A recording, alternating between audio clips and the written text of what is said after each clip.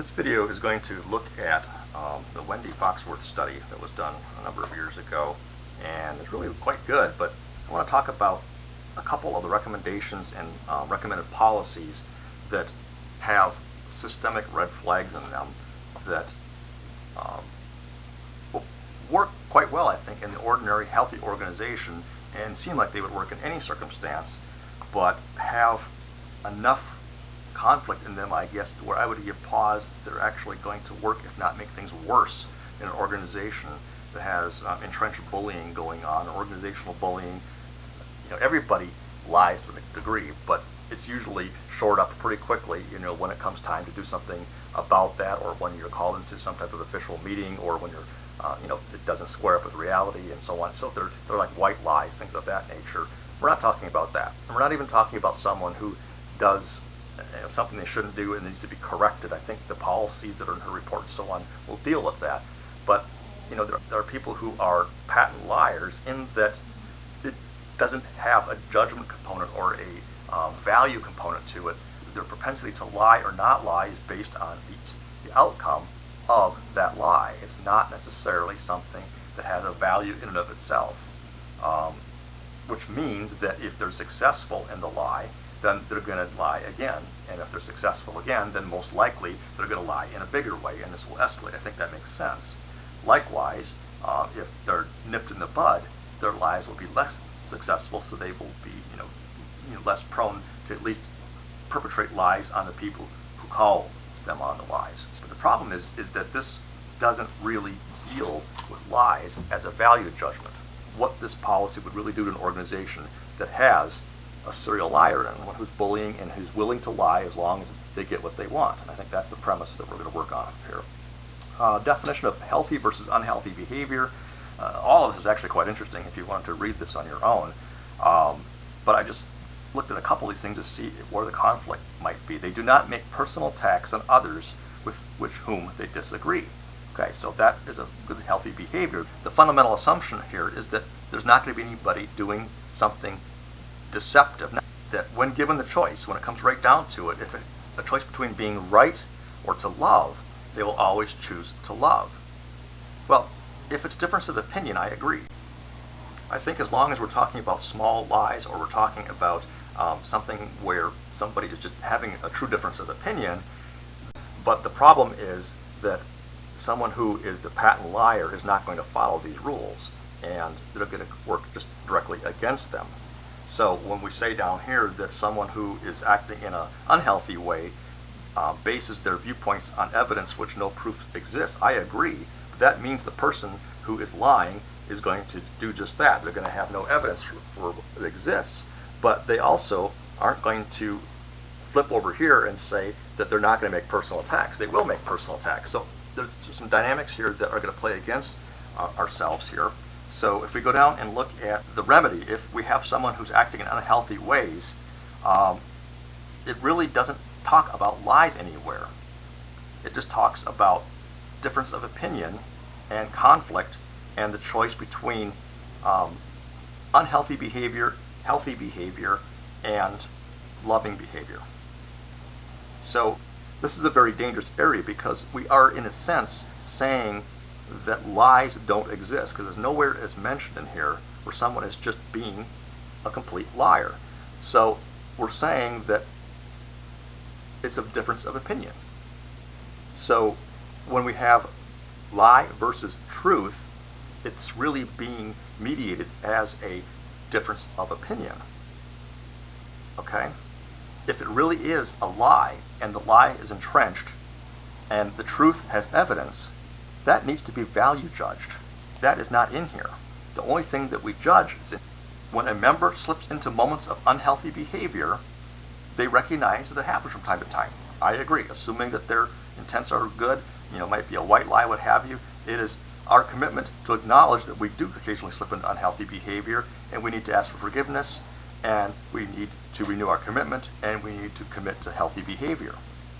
That is very good. The person who lies and will stick with their lie is not going to ask or seek forgiveness. They didn't do any wrong in their eyes. So that's not going to happen. Therefore, they are not going to renew their commitment, and they are not going to seek healthy behavior because they are undetected. It's simply a difference of opinion in terms of the way this policy would view that lie. It's not even going to be detected, okay? It's going to be equated as just another opinion. What will be judged, however, is the behavior.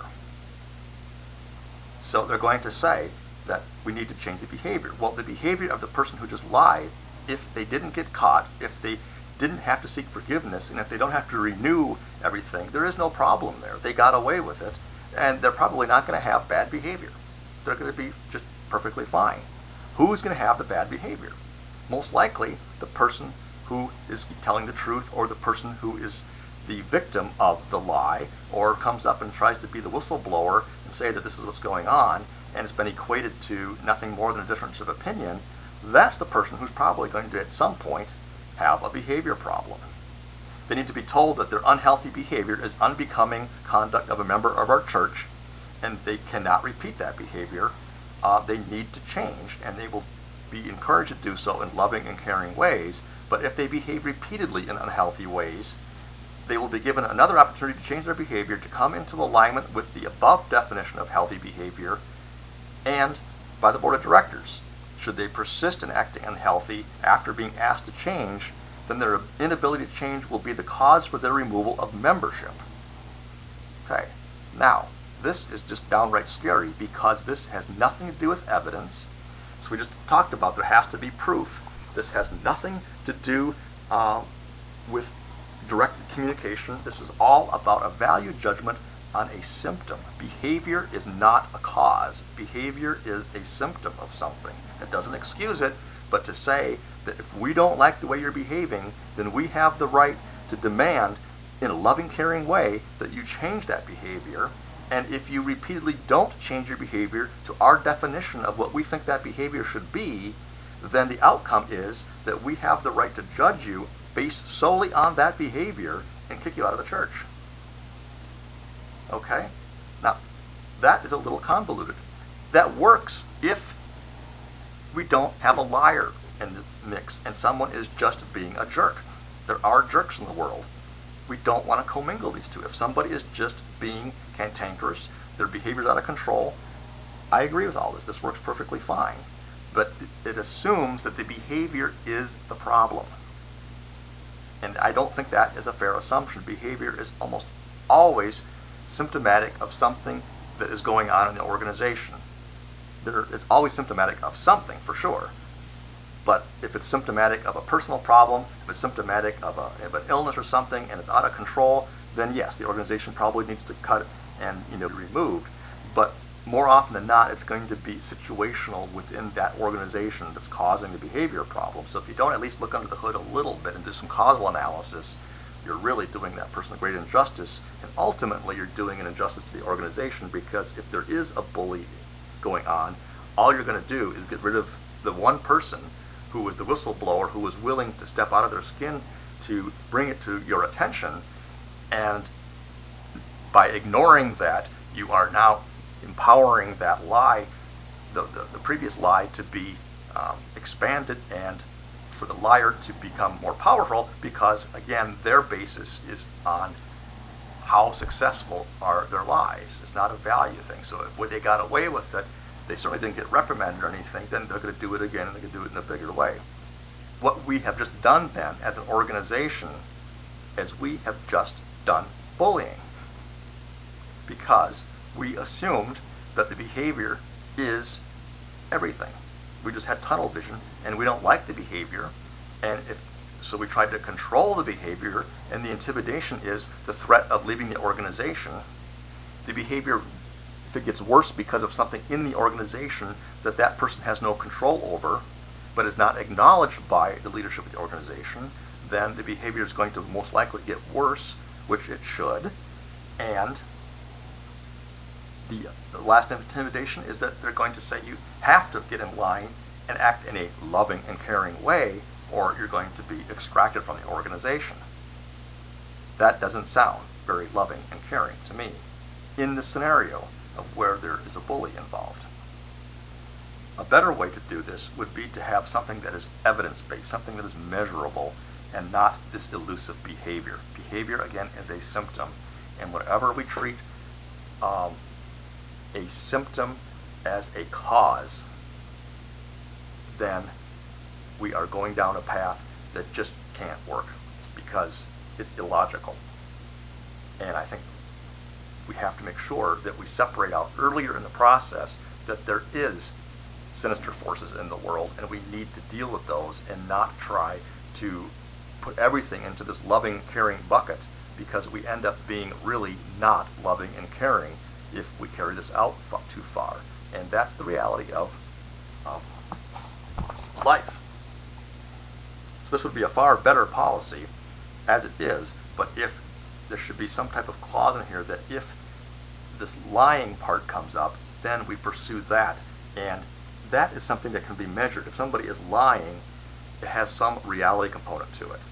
And we can certainly forgive and ask for changing in that behavior, and we can then measure. But if they're caught lying again, and we can prove that they are lying, and again, then that person really does need to be removed, and we need to deal with that very assertively.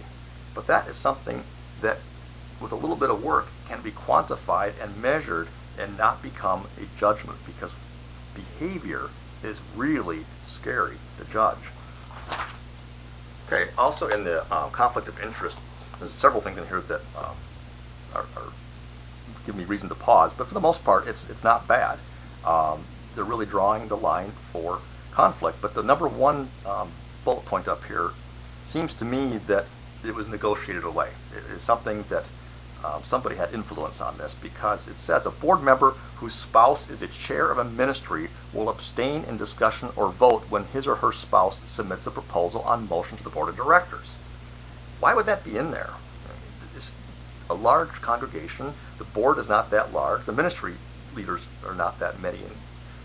Why would we need to even go down that path where we have that conflict? And that's a pretty close conflict, because a ministry, at the time this is written, the ministry reports to the board.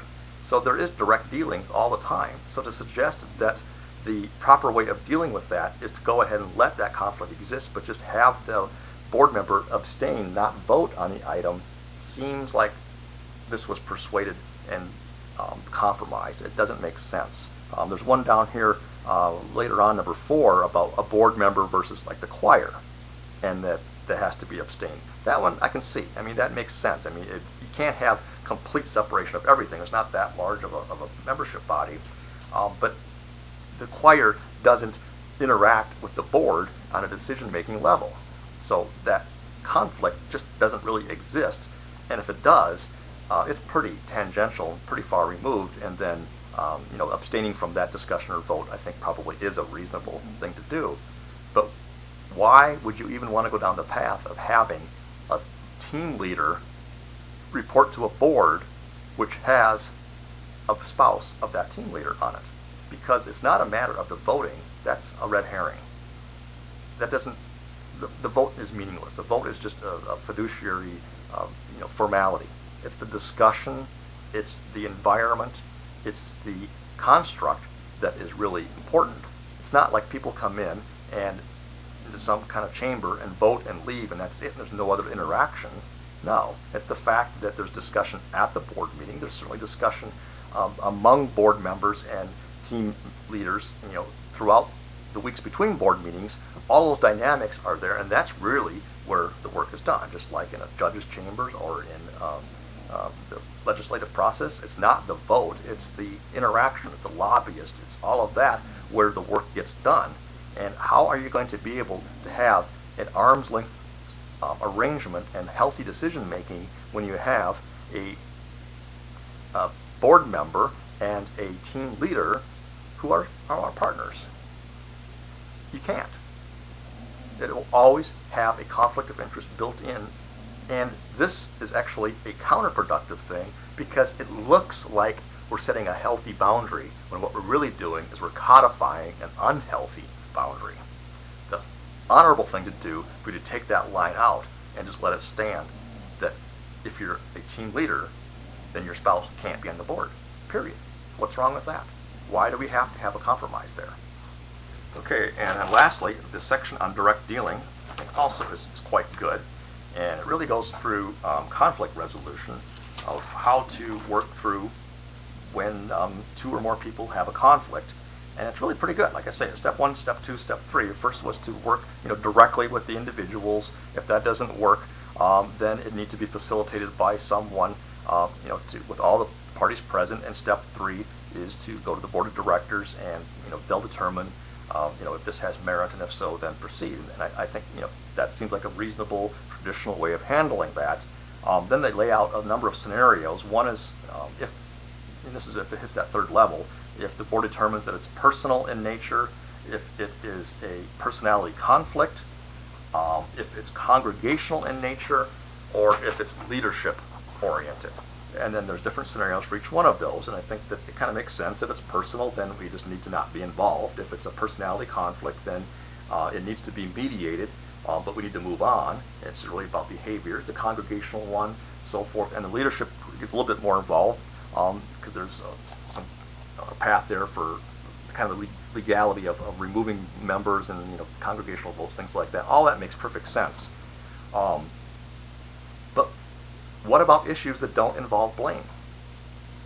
If you think about it, this is a little bit of a semantics game, but if it's personal, personality, congregational, or leadership, that's all people. That's all blame. Now, I don't think that blame in itself, it gets a bad rap. If it's blame is the end point, then absolutely, that's not it. But I think if we use blame to mask any pursuit of finding truth through root cause that involves crossing somebody's personality or having a behavior that we don't like or feel uncomfortable with, then I think it's being used as a weapon. And that's, I think, what happens quite often, because these really do involve blame. We're saying it's a personal problem, it's somebody in the congregation or the congregation as a whole, or a leadership. But if you read this, it's not talking about stopping there, so I have no problem with that. Those are the scenarios. After all, this is all about people. But we go through each one of those and resolve it through ordinary channels.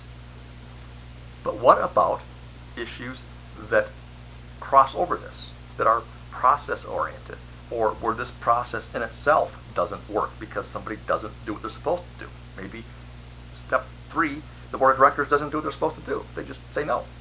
What do you do about that? That is a systemic problem. And there may be corruption, it may just be culture, there are a number of things that go on, but this is the part where the combination of people, circumstances, process, policy, all those things taken together form the system, and if that system causes conflict in people, there's no scenario here to resolve that. You have to first blame someone and then work through that to resolve the conflict and to stop blaming. And if you don't stop blaming, then you get reprimanded. This doesn't make sense to me. If there's a systemic problem, there is not a scenario. First you have to blame, but you can't really blame. You have to just follow one of these scenarios that assume that we're all playing by honorable rules. But what happens if someone is not? What if someone is patently lying? What if there's a bully in the group? The bullies are not going to follow these scenarios. They're going to find gaps. They're going to not play by these rules. And if we don't call people on their lies, then the only way we can resolve conflict is by blaming somebody that doesn't need to be blamed. And then lastly, what they're talking about is that essentially when it comes down to irreconcilable differences, that if the behavior continues, then someone needs to be leave or taken out of membership. Or if that conflict still exists, then compromise is the solution. And I'm not so sure that that is always realistic. I think compromise makes sense when you're talking about true differences of opinion and things that don't have outcomes that are tangible, or things that are kind of behavioral, this kind of stuff that we're talking about here. I don't really get too concerned about that, because those things I think will work themselves out. I think if the premise here is that we're all good and we're all loving and we're all caring, then I have to believe that we don't need to have 19 levels of resolution, I would think that you get the right people in the right room, and they'll work things out. I mean, we have to have the premise that we're all good, and this is just a difference of opinion and so on. So having so much emphasis on something that we believe to fix something that we believe is fundamentally true kind of bothers me, because I don't know that we need to have, like I say, lots and lots of scenarios to fix something that isn't probably all that broken. What will become a real problem is if we entrench lies into our policy making and into our conflict management, and then that'll breed more lies and more conflict down the road. And so to take a lie as a difference of opinion and then follow the conclusion here that it needs to be compromised means that somehow we've taken a truth and a lie and found a middle point in there. How do you do that?